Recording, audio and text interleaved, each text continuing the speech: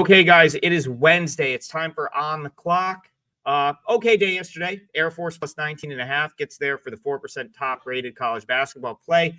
Northern Illinois, a loser, so just a slight gain, but I'll take that at this point. Got some momentum, got something good to happen, and hopefully we can carry that into today. I've got another 4% top-rated college basketball pick for Wednesday night. 3-1 on my last 4% top-rated plays, and it is fill your cart Wednesday at WagerTalk, which means if you use coupon code FYC25, that's good for 25% off anything on the website, including my 4% best bet. So check that out. Make sure you like and subscribe the WagerTalk YouTube channel so we can continue to bring you these shows every day. And let's get right into the show. Yesterday, 2-2. I hope someone had the wherewithal to money line one of those underdogs I talked about, because Ole Miss wins outright. Western Michigan wins outright for the 2 wins on the show. Total of the day falls short, and we lose with East Carolina. So 4 more picks ready to go for today, 4 more free picks, and let's get right into it as I forget to set up the buzzer. So let me get that set up. When you hear the buzzer, still the same horrible buzzer, means it's time to move on, or sort of move on. But we've got 4 picks, and we're going to go kind of like co-marquee matchup. One will be a side, one will be a total. There's 2 really big games tonight that sort of are bigger than the rest. So let's start with Georgia and Tennessee. And, if you watch my preseason videos on the Georgia Bulldogs, I talked about this team being a team that I'm extremely high. I was extremely high on coming into the season. Amazingly, I have not bet them to this point. But part of the reason for that is the bookmakers have had these guys figured out right off the rip. I mean, they're 14-2 overall. They're only 9-7 against the spread. So the books were equally high on Georgia coming into the season, and I just haven't really found a spot to back them. But that's going to change as we get into SEC play, because now they're going to be in the mix with the Floridas, the Kentuckys, the Auburns, Ole Miss, all the good teams that are in this conference. There's going to be good spots to bet them. I think this is a good number to bet them. Plus 11.5 on the number. There's definitely value there. I just don't know that this is the greatest spot. Some of that has to do with the fact that Tennessee has finally loses their first game of year to Florida. They lose by 30. They kind of struggle with Texas last time out. They don't cover. You've got the whole Chaz Lanier thing. You've got Rick Barnes saying, he had to bench him for not doing what he's paid to do. Amazing to hear a college basketball coach say something like that, but that's the world we live in now. So that's a little bit, I guess that's the only thing that concerns me here for Georgia, is they run into Tennessee's home run effort at home here. Tennessee will go cold offensively at times. They're not a great 3-point shooting team. Georgia's a top 20 defense. So again, there is a lot of reason, in my opinion, to think that Georgia hangs in this game. I would go as far as to say that this feels a lot like Ole Miss, Alabama last night, right in that 11-point range. I don't know if Georgia has what it takes to win on the road here, but this is a talented team, and I wouldn't be surprised if they hang around. So my lean in that one's probably not going to make my client card, but I lean Georgia in Georgia, Tennessee. All right, the other marquee matchup will be our total of the day, and we're going to head over to Ames for Kansas, Iowa State. 90 seconds on the clock. And, I got to be honest, I before the move, I probably would have had Kansas plus 7. It would have been the stronger of the two. I don't know. This is at 5.5 now. I don't see the value there. So I'm going to look toward the total. I like the under. Believe it's 144, 143.5. Kansas is clearly better when they play slower, when they play through Hunter Dickinson. He is their leading scorer, 15.8 points per game. He is their most talented offensive player at this point. I think Kansas has accepted the fact that they're not a great shooting team. 2 for 21 last time out from 3 against Cincinnati. 7 for 23 in the game before that against Arizona State. The loss to West Virginia, 4 for 16. This is just not a great shooting team. They've got such a talent in Hunter Dickinson that I think it makes all the sense in the world for them to play slower and play through Dickinson. What's getting lost in the shuffle here a little bit is the fact that these are 2 of the arguably the top 5 defenses in the country. I think both of these teams get respect for what they do on offense, and that's why this number is where it is. I was shocked to see that this wasn't in the high 130s. I kind of had this around 138 and a half, 139, 139 and a half. So to see a 144 was shocking to me.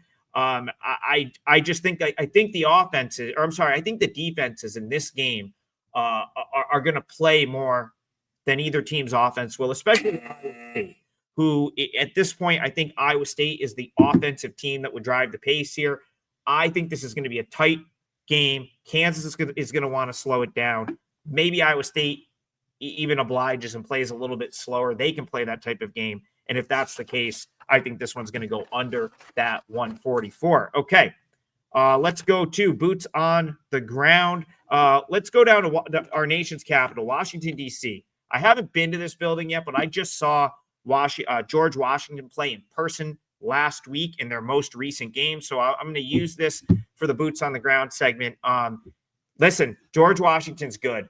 This team's legit. Like more. I can't believe I'm saying it. A couple of weeks ago, I said this would be a team that you're probably going to want to fade once conference play starts.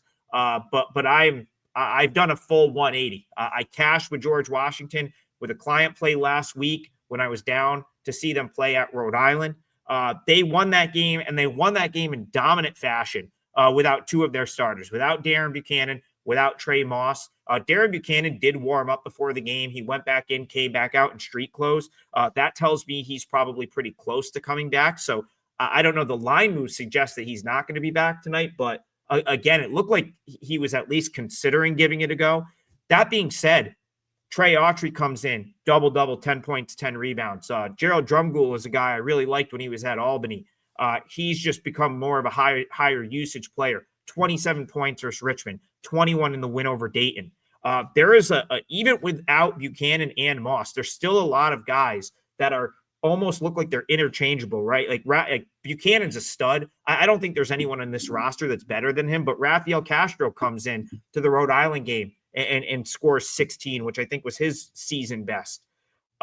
This team can play like that.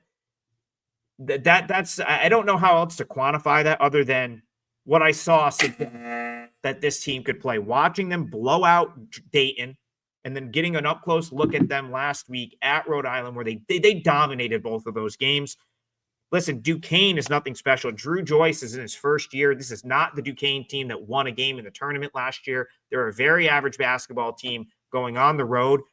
I think George Washington might be pretty legit. And I think now that the market has bet this to George Washington minus 3.5, I don't care if they're still without Buchanan or Moss. They're still better than Duquesne. This Duquesne team's not very good, and I would lay it with George Washington. The Revolutionaries is what they're now called. They've been called for the last couple of years.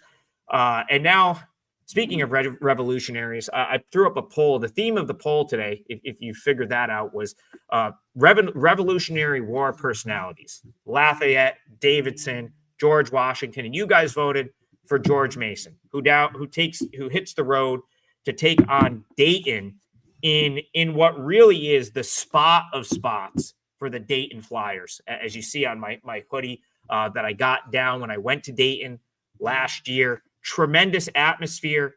Arguably the best atmosphere. No, it's not arguably. It is the best atmosphere in the A10. Dayton's 10-0 at home this season.